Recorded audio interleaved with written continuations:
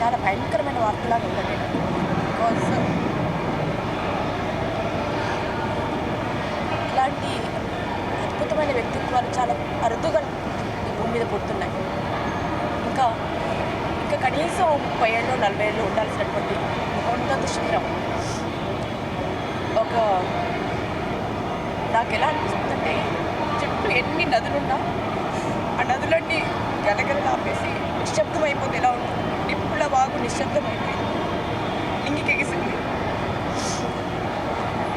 ఎందరికో గుండె ధైర్యం అయినా అంటే ఈ నేల మీద పుట్టి ఈ నేలను ముద్దాడి ఈ నేలను తనంతా మనసంతా నింపుకుని తన తుది శ్వాస వరకు తన చివరి రక్తం పొట్టు కూడా ఈ నేలకి అంకితం అవ్వాలని కోరుకునేటువంటి ఎవరైనా వ్యక్తి ఉన్నారు అంటే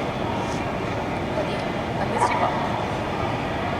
అది నేను అంటే తెలంగాణ సమాజమే కాదు, ప్రతి అంటే ఏ ప్రాంతంలో అయితే ఉంటామో ఆ ప్రాంతాన్ని ప్రేమించే ప్రతి వ్యక్తి చాలా కోల్పోయినట్టేనండి. నాకు చాలా చాలా అంటే నేను మాటల్లో చెప్పలేకపోతున్నాను, నాకు పదాలు రావట్లేదు. ఆ మహానుభావుడు మళ్ళీ పుట్టాలి, ఆ చైతన్య స్ఫూర్తి మా అందరి గుండెల్లో నిత్యం వెలుగుతూనే ఉంటుంది. ఆయన ఆత్మకు శాంతి కలగాలని మనస్ఫూర్తి కోరుకుంటున్నాం. అంటే ఎంతమందికో స్ఫూర్తి. అంటే రాజులకు దాసోహం అవడం కాదు, గళం ఎదిరించే గళం, యుద్ధం చేసే గళం, ప్రశ్నించే గళం.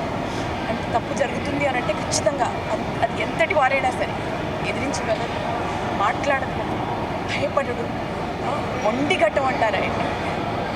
సో అంత గొప్ప వ్యక్తి, ఎవరికి దాసోహం అనకుండా ధైర్యంగా ముందుకు నడిచిన వ్యక్తి. ఎటువంటి పాఠ్యాంశాలు అని చదువుకోకపోయినా జీవితాన్ని చదువుకుని ఎంత గొప్పగా రాస్తారు, ఎంత గొప్పగా నేర్పిస్తారు. ఆయనతో కాసేపు ఉన్నా కాసేపు మాట్లాడినా ఆయన మాటలు ఉన్నా ఎంత స్ఫూర్తి కలుగుతుంది. ఇలా ఉన్న చెయ్యి ఇలా పిడికిలు అవుతుంది. ఆ మహానుభావుడు మళ్ళీ పుట్టాలి, ఈ నేల మీద పుట్టాలని మనస్ఫూర్తిగా కోరుతుంది.